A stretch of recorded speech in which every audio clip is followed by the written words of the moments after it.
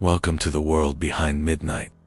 Tonight's file was submitted as evidence in a military court-martial that was closed to the public, sealed for 40 years, and quietly declassified last month, with 40% of its content still redacted. The covenant had been in place for 300 years. VEILBORN had been in the Highlands for 11 hours before they broke it, without knowing it existed. The Scottish Highlands in autumn are a particular kind of beautiful, the kind that carries a warning in it, the way beautiful things sometimes do. The heather has gone brown by October, but it holds the color of its summer flowering in a muted residual way, a memory of purple that persists in the dead vegetation. The fog comes early and stays late, pooling in the valleys and collecting along the ridges until the landscape loses its definition and becomes something more suggestive than concrete, shapes rather than objects, presences rather than features. The standing stones do not help. They are older than the historical record can account for. The people who placed them are not known by name, and the purpose they served is documented only in the negative, in the behaviors of every subsequent culture that has inhabited this landscape, which have organized themselves consistently around these stones without being able to say why. Local tradition does not speak of them directly. It speaks around them, in the way you speak around something you know is there, and have decided it is better not to name. The document that accompanied the mission briefing was not a mission briefing, it was a legal file. 40 pages of court-martial testimony, partially redacted, submitted as evidence in a proceeding that had been classified before it was completed and sealed. For 40 years under a classification code that referenced biological hazard, cultural sensitivity, and national security simultaneously, a combination that NARS noted she had never seen applied to a single document before. The testimony belonged to a man named Marcus Fell. Vanek read that name twice before his expression changed, and then he read the first 3 pages very carefully, and then he put the file down, and did not pick it up again for 11 minutes. The mission was simple. The Scottish Highlands, a restricted zone on the moors that had been closed for 41 years, under a standing government order. VEILBORN was to enter, assess, and report. Nobody mentioned the court-martial file again during the briefing, but it was there, on the table, in the room, and everything that followed was informed by its presence. The Highlands were not what Vanek had expected, and he had expected to be surprised. He had operated in dense forest, open steppe, frozen tundra, industrial subterranean complexes.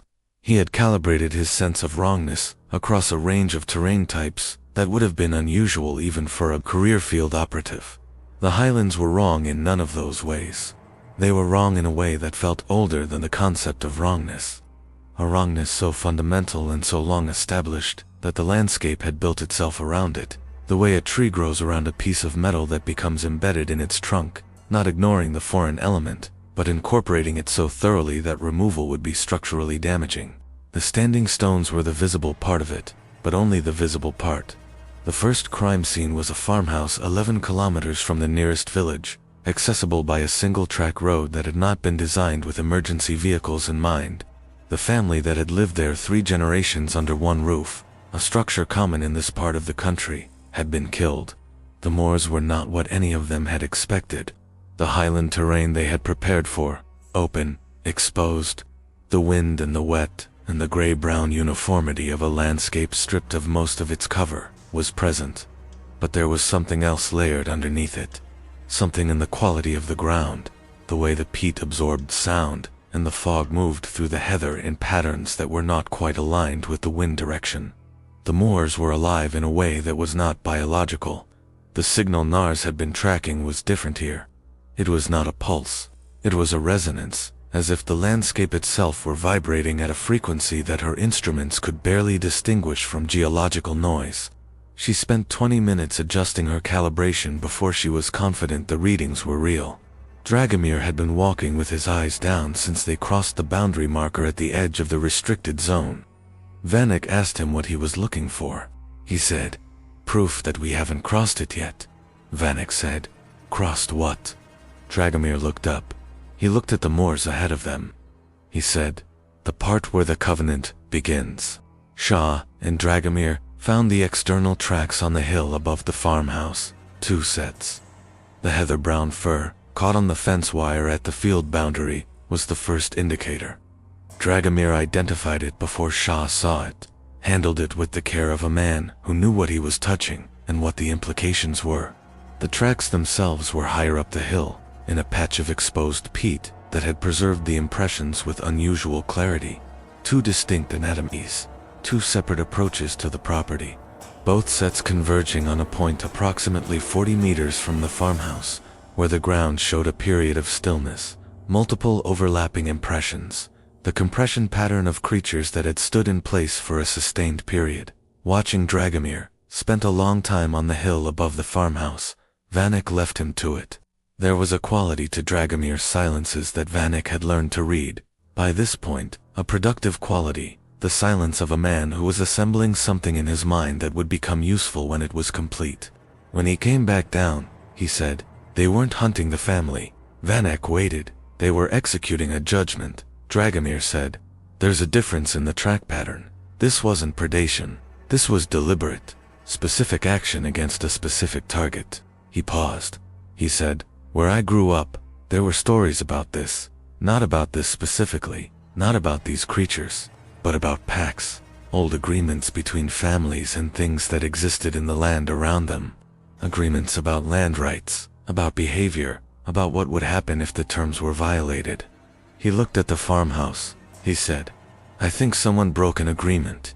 After the elder's house, they spent the night in a rented property on the edge of the town below the hill. It was the kind of property that had been converted for short-term rental, with a minimum of modification to its original character: stone walls, small windows, a fireplace that drew well, and that the team used despite it being technically against the rental agreement. They did not discuss the conversation with the elder directly. This was not avoidance. It was the operational habit of people who had learned to let information settle before they tried to move it around, to give the mind the time it needed to integrate before the conversation that would require it to function under pressure. Ionescu cleaned her weapons. Shah looked at maps. Dragomir sat near the fire and was somewhere that was not the room. Nars updated her data log and looked at the 4-point geometric analysis and made a note in her personal file that she labeled pattern hypothesis, and that began with the words, "I think the distribution is deliberate, but I don't think it was arranged. I think it was grown." She stared at that sentence for a long time. Then she added, "The distinction matters." Vanek sat at the window and looked at the hills. The hills were dark and featureless in the October night. The standing stones were invisible from this distance and this light. The landscape gave nothing away, the same landscape that had been giving nothing away for long enough that the giving away had become part of the landscape's character. But the elder had said, the hills remembered him too. Vanek thought about the dog tag in his jacket pocket. He thought about what it meant for a landscape to remember someone. He thought about the difference between a place that has been marked by a passing and a place that has been changed by it. He looked at the hills for a long time. He did not sleep until very late. The elder lived at the end of a track that had not been maintained since before the most recent generation of the family had been born. Her name, Dragomir told the team before they reached her, was not something she gave to strangers. He had found her through a chain of contacts that had required 3 phone calls and 2 in-person conversations. In village pubs that smelled of wood smoke and wet wool, he had found her because he had known, from the moment he read the briefing, that someone like her would exist here. Every landscape that had an arrangement had someone who remembered the arrangement. She was sitting in a wooden chair by a fireplace that was working very hard against the October cold, and she looked at VEILBORN with the expression of a woman who has been expecting visitors and is not entirely pleased that her expectation has been confirmed. She spoke to Dragomir in Gaelic. He translated in a low voice, staying slightly behind her line of sight, which was a technique Vanek had seen him use before, positioning himself as a medium rather than a participant. The second set of marks told a different story. Not aggression, not territory claim. The marks on the eastern wall of the chamber were old, centuries old, Dragomir estimated, running one gloved finger along their edges without touching them, and they were not claw marks in the sense of weapons or dominance. They were something closer to a signature. The kind of marks that something leaves when it wants to be known, when it wants the fact of its presence to be recorded in a medium that will outlast the moment. He translated as he read, slowly. Because the system was not written language in any conventional sense, it was positional, the meaning carried by the relationship between marks, rather than by the marks themselves, like a coordinate system, like a contract with its terms encoded in the placement of its clauses. He said, "This is old, older than the village outside, older than anything that could have built the village," he said. "And this part here," he indicated a cluster of marks near the floor, "this is a boundary condition, a statement of what happens when the boundary is crossed." He looked at Vanek. He said, "We crossed it when we entered the restricted zone. The violation had occurred 3 months ago. One of the families, not the one that had been killed first, but the one that had set the events in motion, had sold information. Not to a government, not to a news organization, to a private research group, whose interests Dragomir was not able to establish precisely from the elder's description, but whose methods had apparently included visits to the region, equipment deployed in the hillside areas that were covered by the terms of the Pact, and conversations with family members that had crossed a line that the arrangement was very specific about." The elder described this without apparent emotion. She described it the way a person describes the operation of a mechanism, not with judgment, but with accuracy. The terms of the Pact were clear. The terms of the Pact had been violated. The consequences of violating the terms were documented in the arrangement itself. What had happened to the 3 families was not revenge, it was enforcement. Vanek asked, through Dragomir, if there was any way to stop further enforcement. The elder was very old. She sat in a chair that had been placed in the doorway of a stone building at the edge of the village, not inside, not outside, exactly on the threshold, and she watched. VEILBORN approached with the expression of someone who had been waiting for a specific moment and was experiencing mild satisfaction at its arrival. She spoke before anyone addressed her, in a language that Dragomir identified, with visible surprise, as a dialect of Scottish Gaelic, so archaic that he had only encountered it in academic documentation. She spoke for 3 minutes without pausing. Dragomir translated as she spoke, falling behind and then catching up, his voice low and careful. She said, "You broke it," she said. "The 3rd marker, the one by the drainage channel," she said. "It was a boundary of intention, not of space. You crossed it with weapons, and with the purpose of observation, and that was what the Covenant defined as a violation," she said. "It knows," she said. "It will come tonight. Not to harm, to collect what is owed." Vanek asked what was owed. The elder looked at him for a long moment. She said, "That depends on what you brought with you, that it wants." She mentioned the stranger near the end of the conversation. Not as a main subject, as a footnote, almost. Something she had thought of, and added before it slipped her memory entirely. A man had crossed her land 6 weeks ago. She described him with the particular precision of someone who notices things and files them accurately. Height, build, the way he moved, the fact that he had not asked permission to cross the land or acknowledge her presence when she observed him from the window, which she found less rude than simply a sign that he was elsewhere in his attention. He had been heading north. He had been, she said, marked. She used the Gaelic word for it, which Dragomir translated with a slight hesitation as marked or perhaps signed, a word with a double meaning, both the idea of a physical mark and the idea of having been chosen for something by an external force. She said he carried something she could feel from the house, not see, feel. Something that had been in this landscape before and was in it now because of him. The thing that moved through the fog was not moving toward them. It was moving around them, at a consistent distance, maintaining a circle with the precision of something that had calibrated this many times before. Nars logged it on 3 separate instruments. The circle was exactly 40 meters in diameter. The creature, she could not see it, only its thermal signature. Only the displacement of the fog at its passage, moved at a pace that was neither threatening nor retreating. The pace of a creditor making an inspection. Fell had stopped walking.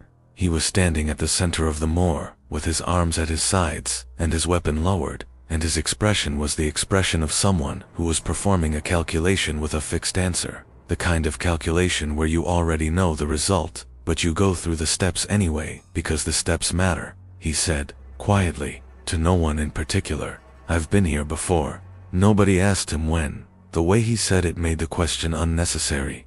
The fog thickened. The circle contracted by 5 meters, then held. The creature completed its inspection. Then it stopped. At the edge of the circle, at the point closest to Fell, watching him with the attention of something that had come for a specific person and had found them exactly where expected. Nars had been working on the geographic data since the Carpathians. She had the ridge. She had the Carpathian Valley. She had the Ural complex. And now she had the Highlands, a fourth data point for the biological signal. A fourth location where the signal was present and active and reading at levels consistent with the previous 3 sites. In the helicopter back to Inverness, she laid out her working map on the fold-down table and looked at it. 4 points, 4 countries. A distribution that had seemed random when there were 2 points and had seemed like a corridor when there were 3, and was now, with a 4th, beginning to suggest a shape, not a line, not a corridor, something more complex. She ran the preliminary geometric analysis on her tablet. The software offered several possible interpretations. She discarded the ones that required too many assumptions and focused on the one that required the fewest. The 4 points described a segment. Not a complete shape yet. She needed more data, more sites, more deployments. But a segment, a section of what might, with additional data points, resolve into something recognizable. She stared at the preliminary shape for a long time. Then she looked up at Vanek and said, I think these locations are not random. I think there is a geographic logic to them that I can't fully describe yet, because I don't have enough points, but the distribution is deliberate. Vanek asked, deliberate by what? She looked back at her map. She said, I don't know yet. She said, but whatever it is, it knows this planet better than we do. In the aircraft, somewhere above the North Sea, Vanek wrote. He did not write reports. He wrote in a notebook that was not part of any official record, a personal log, begun after the ridge and maintained through every deployment, that contained the things he needed to think through in writing, rather than in the operational language of classified documentation. He wrote, the pattern Nars is seeing in the geographic distribution is consistent with design. Not the kind of design that a human institution would produce, which moves from plan to implementation. The kind of design that accumulates, that emerges from the interaction of multiple things over a very long time. The way a river's path is designed by the landscape it runs through even though no one planned the path. He wrote, which means the design might not be directing us. It might just be revealing itself to us as we move through it.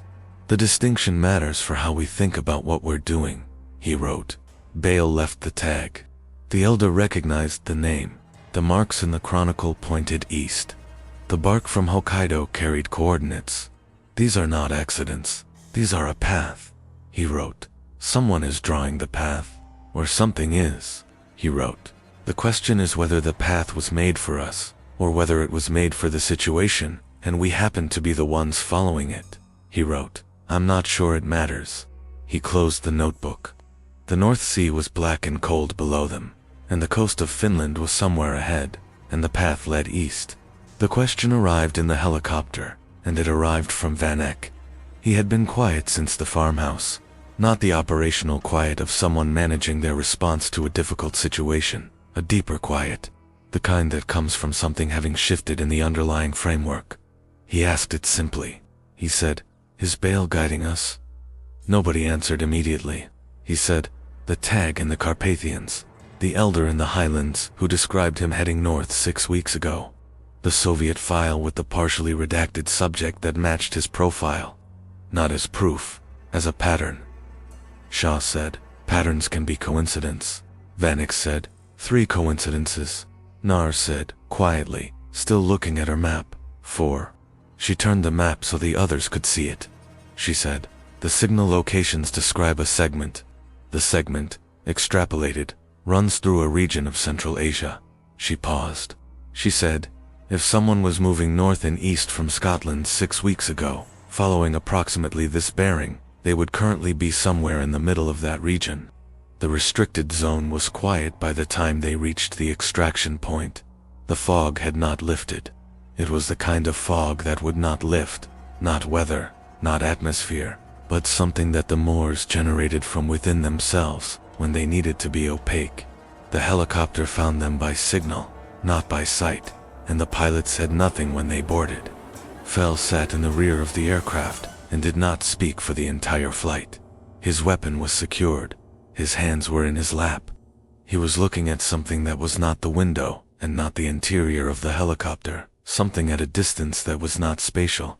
In the court-martial testimony that had accompanied their briefing, there was a section where the presiding officer asked Fell to describe what he had experienced on the moors. The section was redacted, all 7 pages of it, reduced to black bars. What remained, what the redaction had not been thorough enough to eliminate completely, was the transcript notation at the beginning of the section. It read, "Witness becomes non-responsive at this point. Proceeding suspended pending medical assessment." The medical assessment was also redacted. Vanek looked at Fell for a long moment in the helicopter. Then he looked away. Some things were owed in ways that could not be observed. The court-martial concluded with no charges filed and no official explanation for what occurred in the Scottish Highlands during the 41 hours VEILBORN spent on the moors. The old woman's village was evacuated 6 weeks later. Official reason: structural instability. The village has not been resettled. Fell never spoke of the Highlands again. In every debrief after Pale Covenant, his file contains a single consistent notation from the psychologist. Subject demonstrates selective memory suppression, consistent with acute trauma response. He knew what the Covenant was. He had broken it. Something in the moors was still waiting for payment. Subscribe to The World Behind Midnight to uncover the next operation before it disappears. Because some secrets are best left behind midnight.